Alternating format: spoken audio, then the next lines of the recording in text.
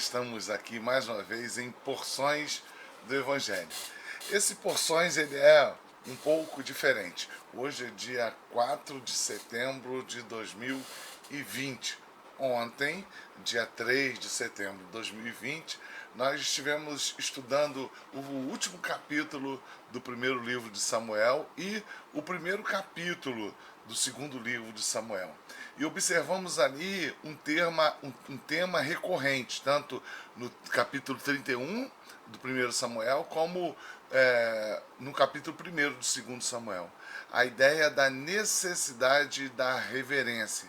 E ali, quando estávamos estudando junto com a igreja, na live que fizemos, falamos também a respeito do quinto mandamento.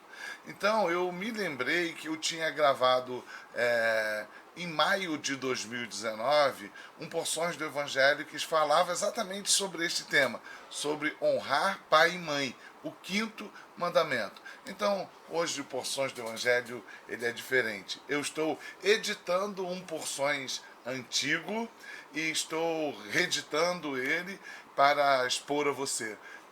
A imagem é diferente, você vai perceber que o cenário é diferente, você vai perceber que o som é diferente, você vai perceber que a gente não tem os recursos que nós temos hoje, mas eu queria pedir que você prestasse muita atenção no vídeo que vai seguir, e tenho certeza que Deus há de abençoar muito a tua vida. Preste muita atenção, se detenha em assistir, tenho certeza que você não vai se arrepender. E até o próximo Porções do Evangelho. Meu irmão, minha irmã, estamos mais uma vez aqui em Porções do Evangelho.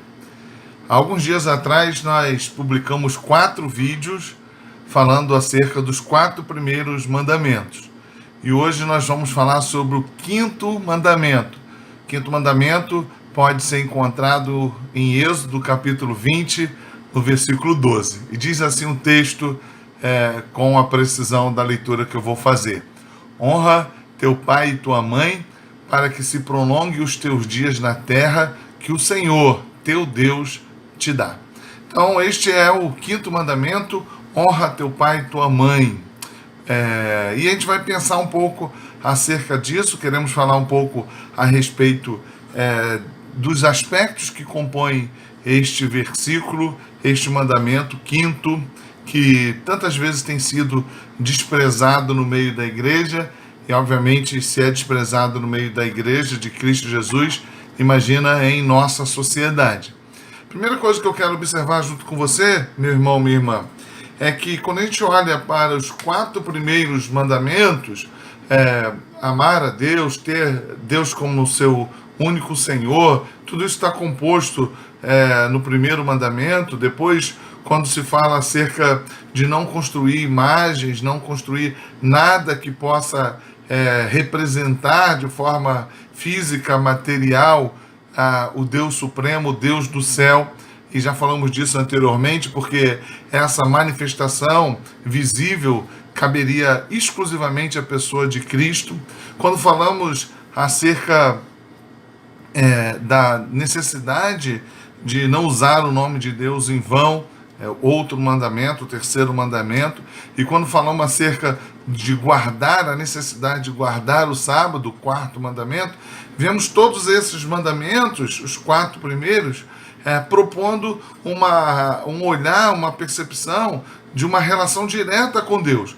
Observar Deus como supremo, não construir imagens para adorá-lo, não usar o seu nome em vão, separar um dia de descanso e de adoração a esse Deus.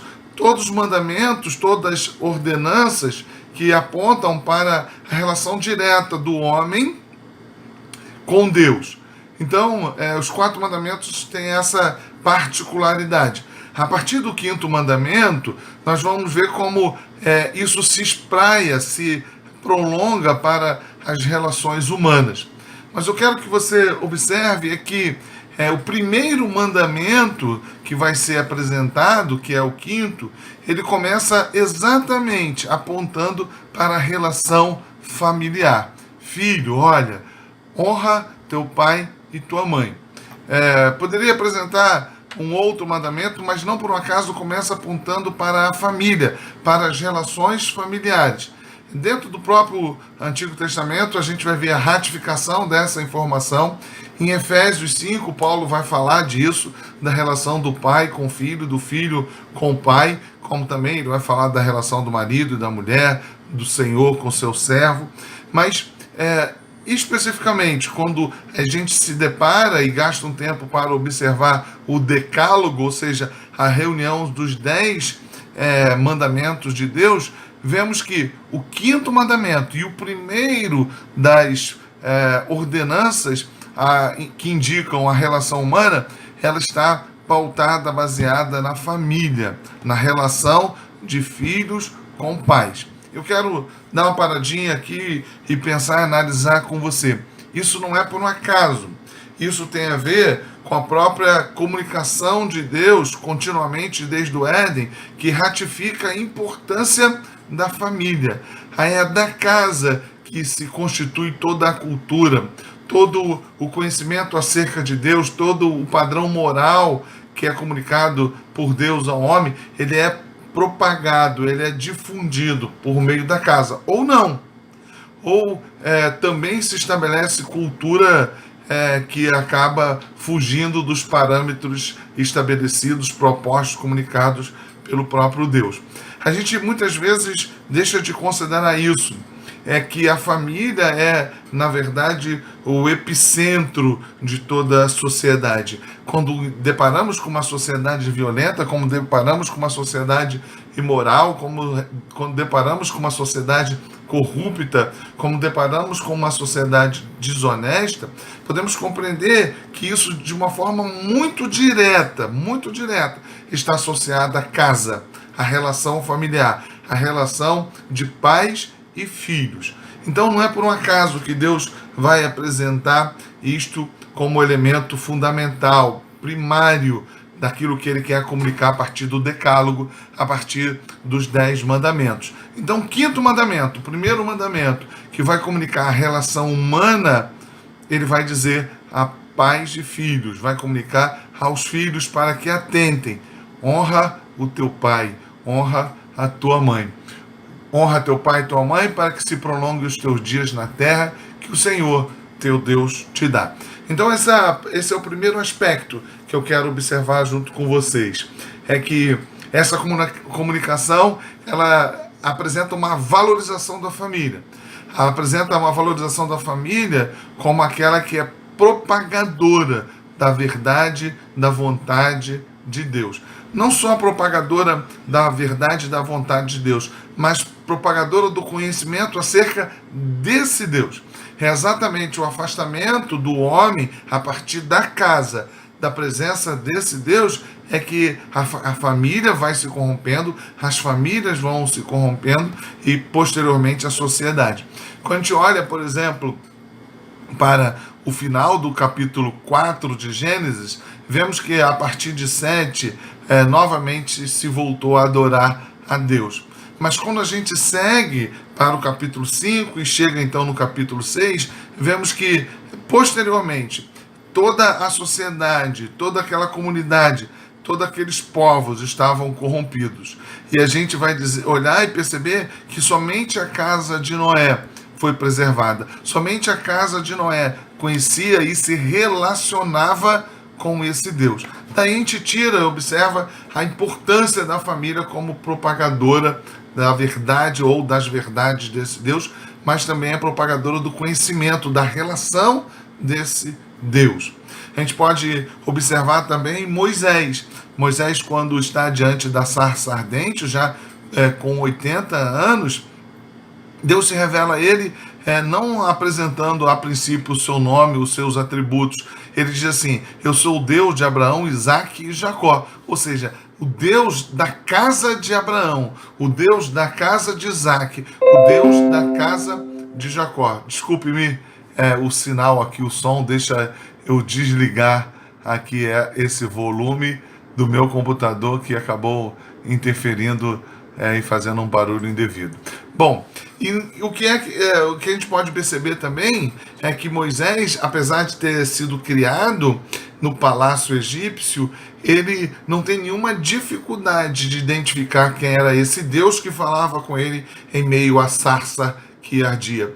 Por quê? Porque, por certo, no meio da sua casa, no meio dos seus familiares, no meio do seu povo, o próprio Moisés identificou a palavra desse Deus. O próprio Moisés teve acesso, conhecimento acerca dos mandamentos desse Deus, mas também acerca do próprio Deus que comunicava as suas verdades e os seus mandamentos. Então, quando Deus fala a Moisés, eu sou o Deus de Abraão, Isaque e Jacó, Moisés não tem nenhuma dúvida de quem está falando com ele, né?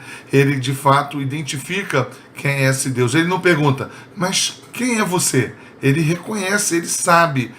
Embora posteriormente, no diálogo com Deus, ele pergunte qual o nome ele dirá diante do faraó, diante do governo egípcio, mas ele sabia com quem ele estava falando. Então esse é o primeiro aspecto. O quinto mandamento, ele pode ser entendido primariamente como uma palavra de Deus de valorização da casa, de valorização da família. E daí por diante a gente vai perceber outros aspectos. Eu quero observar um segundo aspecto que eu vou destrinchar em pelo menos dois aspectos que estão internos ou internalizados nesse segundo aspecto, que é o valor ou a valorização do conceito da autoridade. Quando Deus fala, honra teu pai e tua mãe, o que está embutido na ideia de honrar, e é claro que honrar também tem a ver com reverência, de apresentar valorização, de reconhecer o valor, mas o primeiro aspecto é o aspecto de que há um governo, de que há uma autoridade. Esse é o primeiro aspecto que eu quero observar com você. Há um governo, Deus está comunicando que por meio dos pais ele apresentará governo, autoridade. E por que isso é importante? Para que a gente entenda. Porque o governo, ou os governos, ou aqueles que são instituídos de autoridade, na verdade, eles são representações de Deus. Eles são representantes de Deus na face da terra. E antes mesmo dos governos, antes mesmo dos sacerdotes, antes mesmo dos reis, é o que a Bíblia está dizendo, que existe um governo sobre cada um dos filhos. E esse governo precisa ser identificado. Pai e mãe. Eu sei que existe no nosso coração um desejo absurdo, um desejo imenso, crescente, na medida que vamos ganhando estatura, que vamos ganhando autonomia física, intelectual e emocional. Há também um crescimento da nossa pecaminosidade. E na medida que a gente vai conhecendo e identificando algumas possibilidades de interpretação, de crítica a respeito do mundo em que estamos inseridos, vai crescendo também a nossa capacidade de criticar os nossos pais. E aí começa, não de forma rara, a afronta a autoridade dos pais. Há muitas vezes ainda crianças e, sobretudo, entre adolescentes e jovens. Vemos a dificuldade de se ouvir a resposta de autoridade do pai. Enquanto o pai e a mãe respondem de forma positiva, segundo o anseio do nosso coração, ouvimos e acatamos. Mas quando a resposta ela não está de acordo com o desejo do nosso coração, nos rebelamos. Temos dificuldade em obedecer. Eu costumo dizer que obedecer, quando ouvimos respostas que estão em concordância com a nossa vontade, é simplesmente ouvir o que nós já desejávamos. Eu sou diabético e ouvir que alguém me dizer que eu devo comer pudim ou sorvete, vai lá, Hilton, entra lá na geladeira, pega a geladeira e pega um sorvete, eu estou te autorizando a fazer isso. Puxa vida, eu gostaria muito de ouvir essa ordem. O problema é que muitas vezes os pais apresentam apresentam respostas que desagradam os corações. Eis o desafio de entendermos que todas as vezes que, exceto quando isso contraria a própria Bíblia, quando nós desobedecemos aos nossos pais, na verdade estamos afrontando o próprio Deus. se desobedece os pais, porque na verdade está desprezando a autoridade do próprio Deus.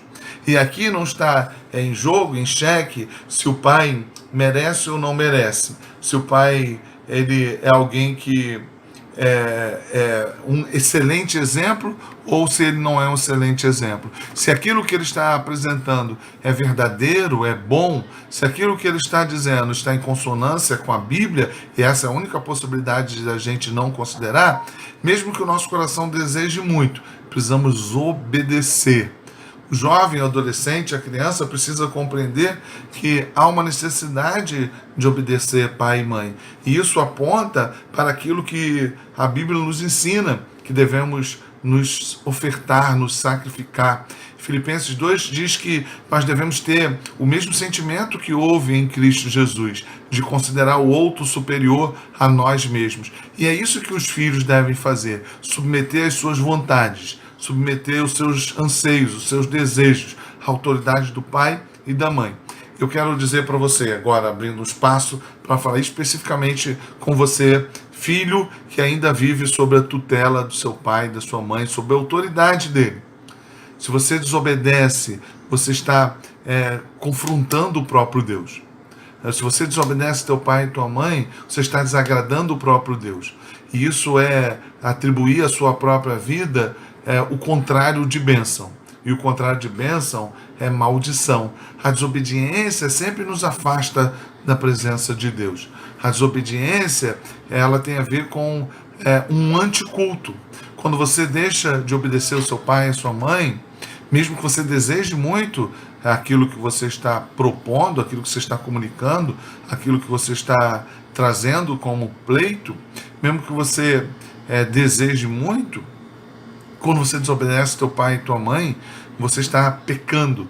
E o pecado nos afasta da presença de Deus. É simples assim. Nós poderíamos fazer tantas outras elucubrações, mas é simples assim. Compreenda que faz parte da vida receber negativas. Entenda que faz parte do amadurecimento receber negativas. E se aquilo que você está desejando, aquilo que você está pleiteando, se aquilo for da vontade de Deus, se aquilo tiver correção, não se incomode. Deus vai fazer acontecer. Vamos imaginar alguém que queira namorar, uma menina ou um rapaz que queira namorar um pretendente e o pai diz não. Obedeça, obedeça. Porque se essa for a vontade de Deus, o próprio Deus vai alterar o coração do seu pai e da sua mãe. Obedeça, honre a Deus obedecendo o teu pai e a tua mãe, cultue a Deus obedecendo teu pai e tua mãe. E o outro aspecto ainda dentro dessa questão da autoridade que eu quero tratar com você, já de forma a finalizar esse vídeo, é que quando a Bíblia fala neste mandamento, honrar pai e mãe, ultrapassa tão somente a questão da autoridade. Eu não vivo mais com os meus pais. Meu pai já é falecido, já está com o Senhor, mas a minha mãe é viva. E eu devo ainda honrá-lo. O mandamento o quinto mandamento, ele continua tendo validade para a minha vida. É verdade que a Bíblia diz também em Gênesis que deixará o homem pai e mãe. Eu já passei por essa fase. Eu já não sou mais um menino. Eu não estou mais sob a tutela da minha mãe. Eu digo minha mãe porque meu pai, como eu já disse, não está mais entre nós. Não estou mais sob a tutela dela. Mas o quinto mandamento continua muito presente na minha vida. Eu preciso, diante das minhas filhas, todo o tempo, honrar minha mãe. Fazer com que elas valorizem e compreendam o valor, o significado que ela tem para mim. E hoje, eu, como alguém já autônomo e com muito mais vitalidade que ela, eu preciso me disponibilizar para cuidar da minha mãe. Vivemos um tempo onde os pais são desprezados, abandonados, entregues muitos à própria sorte, colocando os pais em lugares que muitas vezes eles nem são assistidos, nem são visitados. E isso é muito triste, porque isso quebra o quinto mandamento. Precisamos honrar os nossos pais. Cabe a mim me preocupar em guardar, em proteger, em assistir a minha mãe na sua velhice. Quando a gente olha para José não somente teve o cuidado, a atenção com o seu pai Jacó, mas ele fez questão de ouvir aquilo que o seu pai havia ordenado, que deveria os seus ossos, os seus restos mortais serem sepultados junto com no mesmo lugar, junto com Abraão, junto com Sara, junto com Isaac. E a gente vai olhar para o texto de Gênesis e perceber então que José tem a preocupação de promover um cortejo para levar os restos mortais de seu pai Jacó e sepultá-lo no mesmo lugar onde estava Abraão, onde estava Isaac. E quando José está fazendo isso, ele está honrando o seu pai, honrando a memória, o nome de seu pai. E eu quero dizer por último, para você que ainda não tem filho, e para você que ainda terá filho, que isso os nossos filhos veem. Eles olham e percebem quando a gente valoriza, quando a gente honra os nossos pais. E isso é um bom exemplo para que eles, ao olhar para o nosso procedimento com seus avós, eles também venham a nos honrar. E a última coisa que eu quero falar para você, e aí é de forma derradeira mesmo neste vídeo: honre teu pai e tua mãe, obedeça teu pai e tua mãe, como eu já disse. Isso tem a ver com adorar a Deus, isso tem a ver com considerar antes do pai e da mãe a autoridade, o governo do próprio Deus, porque esta é uma ordenança que deve ser reconhecida e obedecida. Mas entenda, os seus pais erram, os seus pais pecam. Eu não estou falando de pais que não são bons pais. Eu estou me referindo até mesmo àqueles que são bons pais ou que se esforçam para serem bons pais. Perdoem as falhas dos seus pais. Eles falham, eles falharão. E faça isso, tenha misericórdia. E lembre-se, e é algo que eu aprendi no decorrer da minha própria vida, e eu louvo muito a Deus, porque Deus me fez perceber esta necessidade. Em dado momento eu percebi que o meu pai e que a minha mãe, eles eram muito falhos. Em dado momento eu percebi que, apesar de todo o cuidado, de todo o zelo, de todo o esforço, o meu pai era alguém cheio de falhas. Eu percebi que a minha mãe era uma pessoa cheia de falhas. E pela graça de Deus eu pude, em dado momento da minha vida, ter misericórdia dos meus pais e continuar amando, apesar das suas falhas. Eu louvo a Deus por isso ter acontecido comigo, porque agora eu posso olhar para a minha relação com as minhas filhas e perceber que mesmo amando-as muito, e como eu amo as minhas filhas, que muitas vezes eu tenho falhado com elas. E hoje eu suplico a Deus para que o mesmo toque do Espírito Santo que tocou o meu coração e fez eu derramar misericórdia e graça pelos meus pais, que as minhas filhas tenham misericórdia da minha vida, pelos meus erros, por aqueles que eu já cometi e por aqueles que eu ainda vou cometer. Que as minhas filhas sejam misericordiosas, que as minhas filhas me honrem, que as minhas filhas reconheçam o 5º mandamento. Então você, filho, não desconsidere o 5º mandamento: honra teu pai e tua mãe. E Deus diz ao final do versículo 12: para que se prolongue os teus dias na terra que o Senhor teu Deus te dá. Para o povo de Israel, tenho certeza que isso tinha a ver com a promessa de ocupação em Canaã, na terra prometida. Mas isso, de uma forma maior, nos aponta como um fruto do Espírito e como isso aponta para aquilo que nos aguarda lá adiante, onde serão prolongados nossos dias de eternidade a eternidade diante do Deus que estabeleceu o 5º mandamento. Fica com Deus, Deus te abençoe, e filho, honre teu pai e tua mãe.